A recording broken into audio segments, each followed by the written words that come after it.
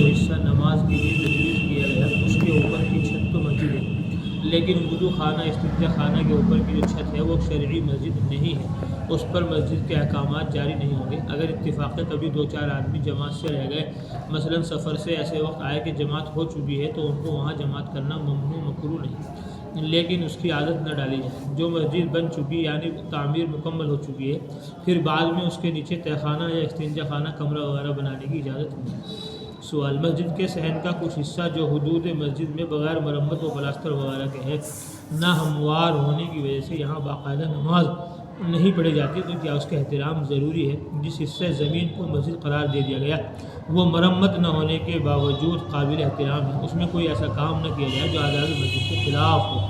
حضرت نبی کریم صلی اللہ علیہ وسلم کے مبارک وقت میں مسجد میں نالی، لوٹا، حوض، کنواں، نل، پانی، غسل خانہ، کھڑکی، پنکھا، بجلی وغیرہ کسی چیز کا انتظام نہیں تھا۔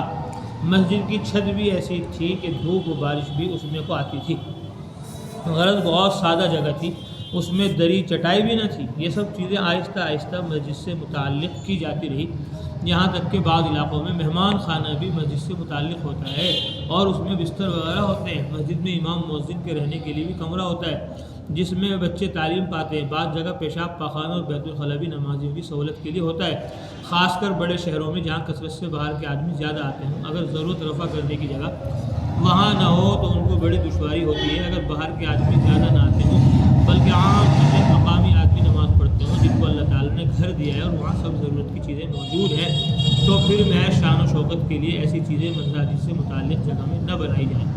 اگر کسی کو اتفاقی ضرورت پیش آ ہی جائے تو وقتی طور پر اپنی جانی پہچانی جگہ پر ضرورت رفع کر سکتا ہے۔ مسجد کے قریب ایسی جگہ بیت الخلاء نہ بنایا جائے کہ بدبو مسجد میں آئے اور نمازیوں اور ملائکہ کو اذیت ہو۔ اگر غسل خانے میں جانے کا راستہ مسجد سے ہو، اگر غسل خانے تک جانے کا راستہ بجز مسجد میں کو گزرنے کی کوئی اور نہیں ہے، تو ناپاک آدمی تیمم کر کے وہاں کو جائے اور کوشش کرے غسل خانے کا راستہ کسی اور طرف کو بنایا جائے۔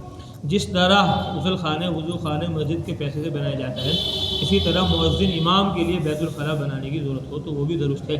نیز وضو، استنجا و غسل خانے کے لیے پانی کا انتظام بھی مسجد کے پیسے سے درست ہے۔ مسجد سے متصل بیت الخلاء، مسجد سے خارج پاخانہ بنانا جائز ہے۔ دیوار درمیان میں ہونے کی وجہ سے نماز میں بھی کوئی خرابی نہیں ہوگی، لیکن ایسی جگہ پاخانہ بنانا جس سے نمازیوں کو بدبو کی تکلیف ہو اور ہر وقت مسجد میں بدبو آیا کرے اور مسجد کی جانب پاخانے کی روشن دان کھولنا احترام مسجد کے خلاف ہے۔ لہذا بہتر یہ ہے کہ اگر گنجائش ہو تو کسی دوسری جگہ مسجد سے الگ پاخانہ بنانا چاہیے اور روشن دان بھی مسجد کی طرف نہ کھولنا چاہیے۔ جس جگہ بیت الخلاء بنانے سے مسجد کے احترام میں خلل بھی نہ آتا ہو اور بدبو بھی نہ پہنچے تو اس جگہ بیت الخلاء بنانا شرعاً درست ہے۔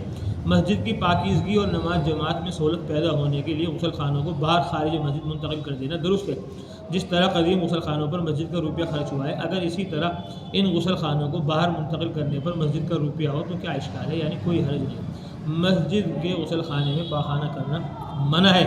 وضو خانے کے پاس پیشاب خانہ بنانا یہ نمازیوں کی ضرورت کے لیے ہے، اگر کچھ دور ہو تو ٹھیک ہے تاکہ مسجد میں بدبو نہ آئے اور وضو کرنے والوں کو اذیت نہ ہو اور ضرورت بھی پوری ہوتی رہے۔ مسجد کے غسل خانوں کا پانی اس طرح پر نکلنا کہ وہاں پہ کیچڑ ہو جائے اور چلنے والوں کو تکلیف ہو، ایسا کرنا نہیں چاہیے۔